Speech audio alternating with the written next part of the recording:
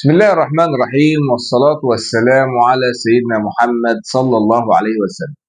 مع اقتراب الانتخابات النيابية، انتخابات مجلس النواب، الناس بتسأل ما هي شروط المرشح أو الترشح لانتخابات مجلس النواب؟ هم 6 شروط: أن يكون المرشح متمتعا بالجنسية المصرية. 2.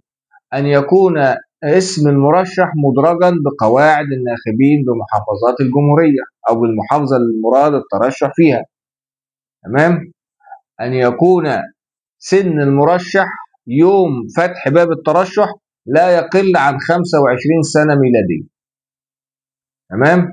أن يكون حاصلا على شهادة إتمام المرحلة التعليم الأساسي على الأقل. أن يكون قد أدى الخدمة العسكرية أو أعفي منها. آخر حاجة، ألا تكون قد أسقطت عضويته بقرار من مجلس النواب.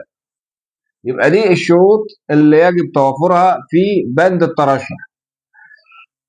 بعد كده هيترشح بقى هو حزبي يعني قوائم ولا فردي.